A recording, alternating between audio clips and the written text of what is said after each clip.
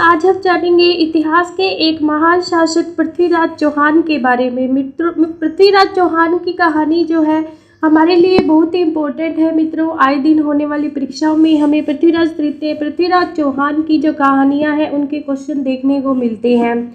मित्रों, हमने विग्रहराज चतुर्थ को बहुत ही विस्तार से पढ़ा। विग्रहराज चतुर्थ के बाद मित्रों अब बारी आती है पृथ्वीराज चौहान की, लेकिन बीच में और भी कई शासक हुए हैं। उनकी मात्र हमें सिंहासनारूढ़ की जो जानकारी मिलती है, उनकी कोई विशेष उपलब्धियों के बारे में हमें इतिहास में जानकारी नहीं मिलती है। मित्रों, आज मैं पृथ्वीराज चौहान के बारे में आपको विस्तार से बताऊंगी। उनकी सांस्कृतिक उपलब्धियां, राजनीतिक उपलब्धियां, उन्होंने कौन कौन से रियासतों को अपने अधीन कर विजय का डंका बजाया और पूरे भारत में अपने वीरता और शौर्य का परचम फहरा दिया।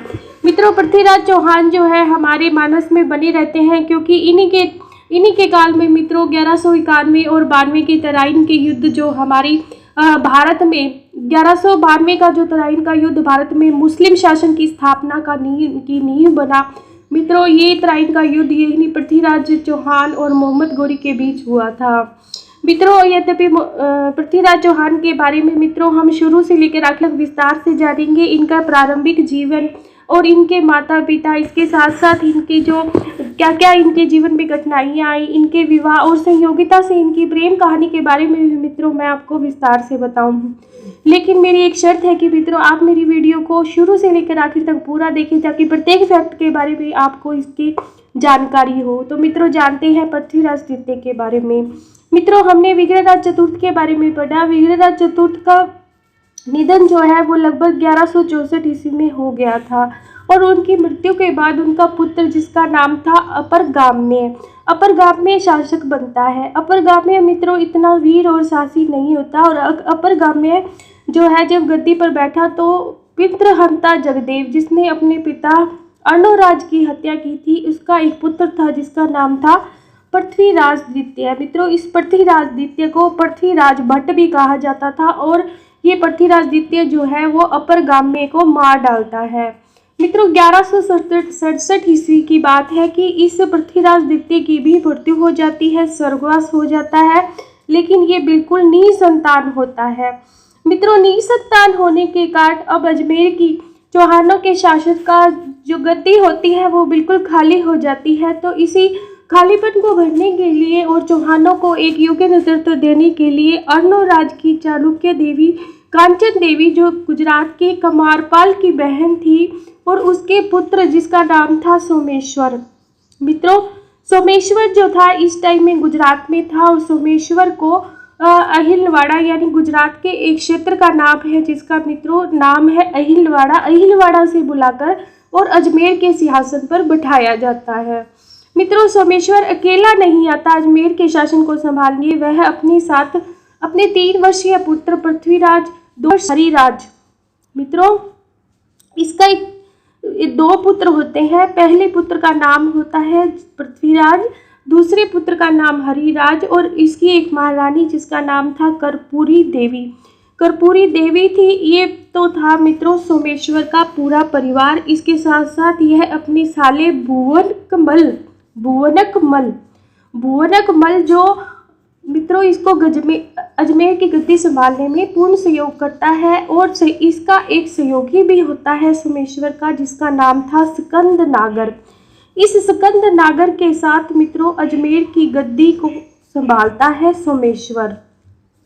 अपने परिवार और सहयोगियों के सहयोग से मित्रों ये चौहान साम्राज्य को यथावत बनाए रखता है। इस सोमेश्वर का जो काल है मित्रों पूर्ण शांति का काल होता है। अजमेर के समीप मित्रों सोमेश्वर द्वारा वैद्यनाथ धाम एक मंदिर है मित्रों शिवजी का, जिस एक शिवालय है। वैद्यनाथ धाम अजमेर के समीप शिवजी का एक मंदिर, या जिसको शिवालय हम कहेंगे, इसका निर्माण भी सोमेश्वर द्वारा करवाया जाता है। मित्रों, 1176 ईस्वी में बहुत ही दुखद घटना घटती है। अजमेर की गद्दी फिर से खाली हो जाती है, और 1176 ईस्वी में सोमेश्वर की मृत्यु हो जाती है, निधन हो जाता है। अब मित्रों जानते हैं कि पृथ्वीराज का प्रारंभिक जीवन कैसे बीता, किन कठिन परिस्थितियों से पृथ्वीराज का जीवन गुजरा। मित्रों, पृथ्वीराज विजय महाकाव्य जिसके रचयिता हैं जयानक। तो इस पृथ्वीराज ग्रंथ के अनुसार मित्रों पृथ्वीराज का जन्म जो है मित्रों ज्येष्ठ की द्वादशी और 1166 ईस्वी को गुजरात में हुआ। और इनकी जो माता थी मित्रों चूड़ाकरण संस्कार के तुरंत बाद ही पुनः गर्भवती होती है और इनके छोटे भाई जिसका नाम था हरिराज का जन्म होता है उसी वर्ष। अब मित्रों पृथ्वीराज जो है उसको प्रारंभ में जोशियों की भविष्यवाणी के अनुसार उसके गले में बगनखा और दशावतारों के चित्र जो है उसे काठला के रूप में पहनाए जाते हैं ताकि पृथ्वीराज को बुरे प्रभाव से बचाया जा सके। मित्रों पृथ्वीराज विजय अनुसार पृथ्वीराज को 6 भाषाओं का ज्ञान कराया जाता है। अब मित्रों बताइए कि ये 6 भाषाएं कौन थी, कौन कौन सी थी जिसका ज्ञान पृथ्वीराज को था। आखिर पृथ्वीराज द्वितीय जो थे वो 6 भाषाओं के ज्ञाता थे। तो मित्रों प्लीज कमेंट में बताएं कि वो कौन कौन सी 6 भाषाएं थी। तो मित्रों कमेंट में बताने से पहले मित्रों इस बात का जरूर ज्ञान करें कि इस टाइम में जिस टाइम में पृथ्वीराज तृतीय को मित्रों शिक्षा दी जा रही थी और 6 भाषाओं की, उस टाइम में हमारे भारत में कौन सी भाषा का वर्चस्व था। तो इस टाइम में हमारी भारत में संस्कृत भाषा का वर्चस्व था और संस्कृत जो पहली भाषा थी जो पृथ्वीराज तृतीय को सिखाई गई। इसके साथ साथ मित्रों प्राकृत जो हमारे प्राचीन भारत में जन सामान्य की भाषा रही, इसका ज्ञान भी मित्रों पृथ्वीराज तृतीय को दिया गया। इसके साथ साथ मित्रों अपभ्रंश जो हमारी हिंदी की मित्रों हिंदी के मूल में शामिल हिंदी जो बनी है अपभ्रंश से बनी। इसके साथ पेशाची और मगधी जो थी उसका ज्ञान भी पृथ्वीराज तृतीय को दिया गया। शोरसेनी भी एक मुख्य भाषा रही जिससे कई भाषाओं का जन्म हुआ। शोरसेनी भाषा का भी ज्ञान पृथ्वीराज तृतीय को था। तो ये 6 भाषाएं कौन कौन सी थी मित्रों, पहली थी संस्कृत, दूसरी थी प्राकृत, तीसरी थी अपभ्रंश, चौथी थी पेशाची, 5वीं थी मागधी। ये मागधी भाषा का ज्ञान भी पृथ्वीराज तृतीय को था। इसके साथ साथ मित्रों शोरसेनी भाषा जो 6ठे नंबर पर थी इसका भी ज्ञान जो है पृथ्वीराज तृतीय को दिया गया। मित्रों शिक्षा की बात करें तो शिक्षा के क्षेत्र में उन्हें मीमांसा, धर्मशास्त्र, गणित, इतिहास, सैन्य विज्ञान, चिकित्सा शास्त्र, चित्रकला, संगीत आदि में भी उन्हें निपुण बनाया गया। क्षत्रिय राजकुमार को मित्रों जो शिक्षाएं दी जानी चाहिए वे सभी शिक्षाएं उन्हें दी गई। एक क्षत्रिय राजकुमार के अपेक्षित जो गुण उसमें होने चाहिए वो सभी गुण जो है पृथ्वीराज तृतीय को प्रदान किए जाने का भरपूर प्रयास किया गया। साथ ही मित्रों उन्हें शस्त्र विद्या और धनुर्विद्या में भी निपुण बनाया गया, प्रशिक्षण दिया गया और उन्हें अपने युग का सर्वश्रेष्ठ धनुर्धारी भी हम कह सकते हैं क्योंकि उनको धनुर्विद्या का बहुत ही अच्छा ज्ञान था। वे धनुर्विद्या में बहुत ही प्रवीण थे। मित्रों पृथ्वीराज रासों में उनकी प्रारंभिक उपलब्धियों का वर्णन है, लेकिन ये जो वर्णन है मित्रों सत्यता से काफ़ी दूर है। तथ्यों के आधार पर अगर हम सत्य की कसौटी पर इस पृथ्वीराज तृतीय के प्रारंभिक जीवन को कसने की कोशिश करते हैं तो ये सही साबित नहीं होता। यद्यपि मित्रों हमीर महाकाव्य नैनचंद्र सूरी द्वारा रचित हमीर महाकाव्य जो है इसमें पृथ्वीराज तृतीय के जीवन की जो प्रारंभिक जानकारी दी गई है मित्रों वो काफ़ी हद तक सत्य प्रतीत होती है। मित्रों पृथ्वीराज तृतीय जब शस्त्र और शास्त्रों में पारंगत हो गए तो सोमेश्वर जो था उन्हें स्वयं ही अपने सिंहासन पर आसीन कर दिया सोमेश्वर ने और स्वयं क्या है एकांतवास में चला गया। ये जो बात है हमें कहाँ मिलती है, हमीर काव्य में मिलती है। मित्रों सोमेश्वर ने अपना समस्त राजकाज और शासन सिंहासन जो पृथ्वीराज तृतीय को सौंप दिया तो उसके दुश्मन जो थे वो जगह जगह से खड़े होने लगे। उसका जो प्रथम शिलालेख है 1234 विक्रम संवत का जिसपे पृथ्वीराज तृतीय की प्रारंभिक जीवन की प्रारंभिक जानकारी दी हुई है उसके अनुसार ये 1234 ईस्वी में गद्दी पर बैठा। मित्रों इस समय क्या थी पृथ्वीराज तृतीय की जो अवस्था थी उसकी जो आयु थी बहुत ही कच्ची थी। मित्रों मात्र 11 वर्ष की इनकी आयु थी तो समस्त शासन का जो भार था इन पर डालना उचित नहीं था। तो इनकी माता जो थी जिसका नाम था कर्पूरी देवी, इस कर्पूरी देवी की अध्यक्षता में मित्रों एक परिषद बनी और इस परिषद के द्वारा जो था वो संपूर्ण अजमेर का जो प्रशासन है वो संभाला गया जिसमें प्रधानमंत्री कैमास। मित्रों इनको केमारस, कदम्बवास आदि नामों से भी इतिहास में जाना गया है। ये कौन थे? पृथ्वीराज द्वितीय के प्रधानमंत्री थे। एक मित्रों नागर ब्राह्मण थे, सकंद थे, वामन थे, शोध थे और इनका जो मामा था भुवनकमल। इसके साथ साथ मित्रों मल्लिका अर्जुन जैसे सहयोगी भी चौहान साम्राज्य के प्रशासन को संभालने में लगे थे, इस परिषद में शामिल थे। ये जो एक परिषद थी मित्रों, ये पृथ्वीराज तृतीय की संरक्षण परिषद थी, तो जो शासन के समस्त कामों को संभालती थी। मित्रों ये सभी जो थे वो गुजरात से आए थे सोमेश्वर के साथ। मैंने आपकी वीडियो में शुरुआत में बताया कि सोमेश्वर इन सहयोगियों को लेकर अपने साथ आया था इस शासन को संभालने के लिए। कैमास जो था मित्रों इस परिषद में, कैमास जो प्रधानमंत्री था ये सर्वाधिक शक्तिशाली था। ये पृथ्वीराज की अनुपस्थिति में परिषद की अध्यक्षता भी करता था।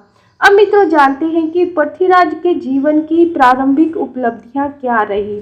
तो सबसे पहले मित्रों पृथ्वीराज को अपनी गद्दी पर बैठते हुए नागार्जुन, ये नागार्जुन कौन था? तो मित्रों ये नागार्जुन तो पृथ्वीराज द्वितीय का भाई था। इस नागार्जुन ने पृथ्वीराज द्वितीय के विरुद्ध विद्रोह कर दिया। विद्रोह क्यों किया? तो मित्रों जानते हैं इस नागार्जुन की पूरी कहानी कि आखिर पृथ्वीराज द्वितीय के साथ इसकी क्या शत्रुता थी और किसके कारण इसने नागार्जुन ने पृथ्वीराज के विरुद्ध विद्रोह किया। तो नागार्जुन तो विग्रहराज चतुर्थ का पुत्र था और सोमेश्वर के सिंहासन, जब सोमेश्वर सिंहासन पर बैठा था मित्रों गुजरात से आकर, तो ये नागार्जुन जो था मित्रों अवैसक था। जब सोमेश्वर की मृत्यु हो गई तो मित्रों पृथ्वीराज द्वितीय इस वक्त अवैसक था, तो इसकी अवैसकता का लाभ उठाकर नागार्जुन जो था वो अपनी शक्ति को संगठित करने लगा। मित्रों ये चौहान साम्राज्य की गद्दी पर आसीन होना चाहता था और इसने विद्रोह कर दिया। इसने अपने विद्रोह का जो केंद्र था मित्रों, जहां से इसने विद्रोह किया उस स्थान का नाम था गुडालपुर।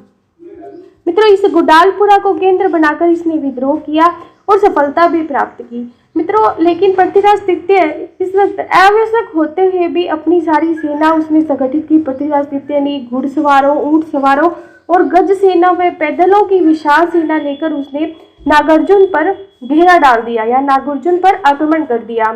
मित्रों सेना के सहायक जब पृथ्वीराज द्वितीय नागार्जुन पर टूट पड़ा, आक्रमण कर दिया, उसके जो दुर्ग था जिसमें नागार्जुन रहता था उसको घेर लिया था चारों तरफ से। और उसका जो सेनापति था नागार्जुन, देवभट्ट जो सेनापति था नागार्जुन का, और दुर्ग जो रक्षक थे जो नागार्जुन के दुर्ग की रक्षा कर रहे थे, उनका मनोबल टूट गया जब इतनी भारी संख्या में सेना जो थी वो आकर दुर्ग को चारों तरफ से घेर लेती है। तो इस तरह क्या है मित्रों, नागार्जुन जो था वो इस युद्ध में हार गया। पृथ्वीराज तृतीय ने इस दुर्ग पर अधिकार कर लिया और उस जो नागार्जुन के समर्थक थे उनको पकड़कर मित्रों वह अजमेर ले आया और उन्हें मार दिया विद्रोहियों को।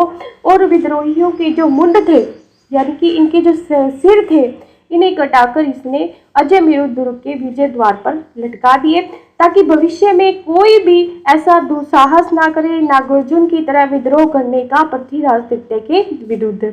तो मित्रों यह घटना कब घटी? तो इतिहासकारों के अनुसार ये घटना जो है वो 1178 ईस्वी की है। मित्रों इस तरह नागार्जुन का बहुत ही बुरी तरह से अंत किया पृथ्वीराज तृतीय ने। अब जानते हैं मित्रों मोहम्मद गोरी का गुजरात अभियान। मित्रों ये मोहम्मद गोरी जो है शुरू से ही पृथ्वीराज तृतीय का भयंकर दुश्मन रहा। मोहम्मद गोरी ने मित्रों भारत पर आक्रमण करने की योजना शुरू से ही बना रखी। 1178 ईस्वी में मित्रों गुजरात, पश्चिमी राजस्थान व गुजरात को उसके आक्रमण को झेलना पड़ा। मोहम्मद गोरी के आक्रमण के प्रहार को झेलना पड़ा क्योंकि मित्रों 1175 ईस्वी में मुल्तान व इच्छ पर अधिकार कर भारत पर आक्रमण हेतु आधार स्थल जो था मोहम्मद गोरी ने बना लिया था।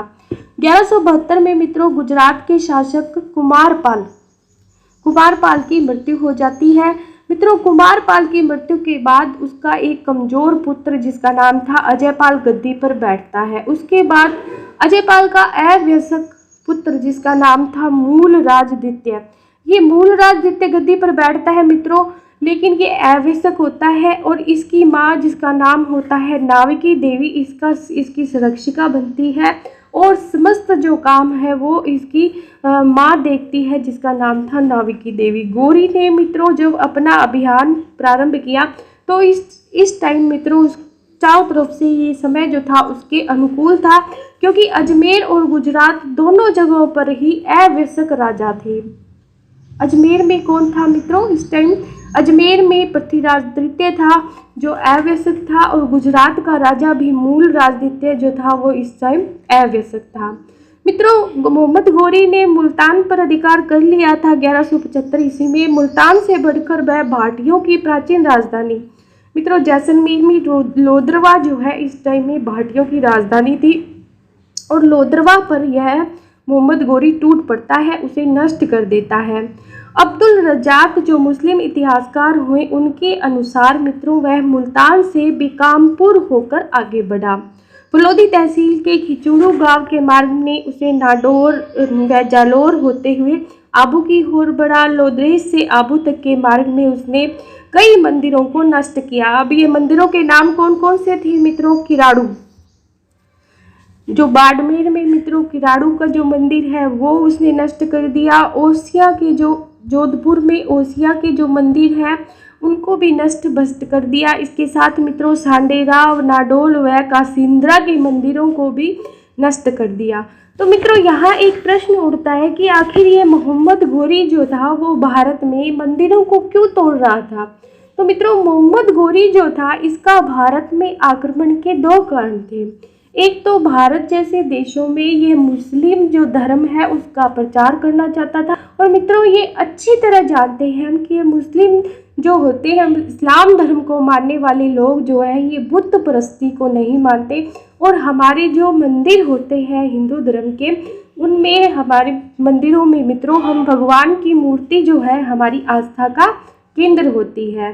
तो मित्रों इन्होंने हिंदुओं के इस विश्वास को तोड़ने के लिए यहाँ जो है वो मंदिर तोड़े।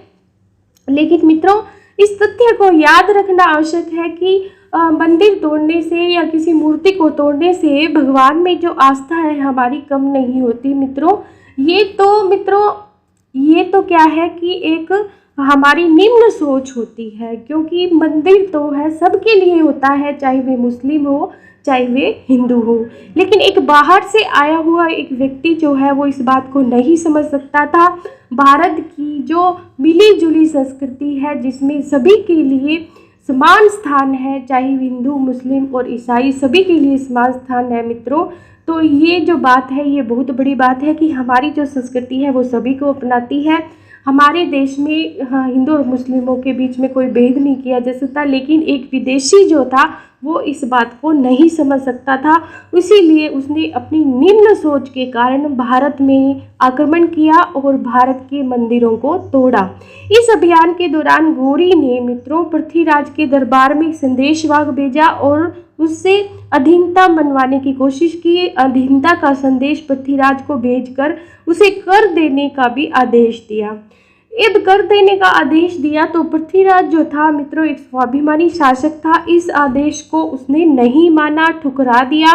पृथ्वीराज विजय के अनुसार गौरी द्वारा नाडोल के घेरे का समाचार सुनते ही पृथ्वीराज ने सैनिक सहायता भेजने का विचार किया, किंतु ये जो कैमास था मित्रों उसका इस टाइम प्रधानमंत्री था, उसने क्या किया कि अब सेना नहीं भेजनी चाहिए और हमें तटस्थ रहना चाहिए।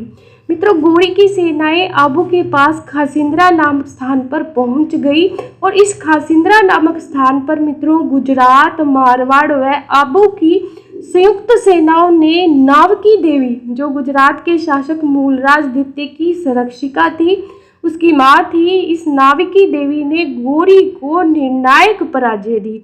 यानी कि गौरी को इस टाइम में एक स्त्री से हारना पड़ा, मुंह की खानी पड़ी और भारत से पलायन करना पड़ा मित्रों। तो भारतवर्ष की स्त्रियां भी उस वक्त इतनी मित्रों शक्तिशाली थी कि इस मुस्लिम आक्रमणकारी निम्न सोच वाले व्यक्ति को उसने हरा दिया युद्ध में, और पूरी वीरता के साथ उसे भारत से पलायन करने पर मित्रों विवश कर दिया। तो मित्रों इस तरह क्या है कि गौरी जो है वो भारत से चला गया, उसकी निर्णायक पराजय हुई और गौरी के इस पराजय से अजमेर और गुजरात की जो स्वतंत्रता थी वो 12 वर्ष तक सुरक्षित हो गई। अगले 12 वर्ष में उसने भारत पर कोई आक्रमण नहीं किया। जो ही गौरी की सेनाएं लौटी तो चौहान शासक मित्रों पृथ्वीराज द्वितीय ने अपनी पश्चिमी जो सीमाएं थी उसको सुरक्षित कर लिया, सुरक्षा अवस्था को सक्रिय किया और शत्रु द्वारा तोड़े गए लगभग सभी मंदिरों का जीर्णोद्धार कराया, साथ ही फलोदी पर भी अधिकार कर लिया। तो मित्रों ये थी मोहम्मद गौरी ने जो पहली बार भारत पर आक्रमण किया और किस तरह भारत की एक वीर महिला ने उसे भारत से बाहर जाने पर विवश कर दिया। तो मित्रों अब जानते हैं भंडानकों के विरुद्ध विद्रोह के बारे में। भंडानकों के विरुद्ध चौहान ने कौन सी नीति अपनाई, पृथ्वीराज द्वितीय के और भंडानकों के बीच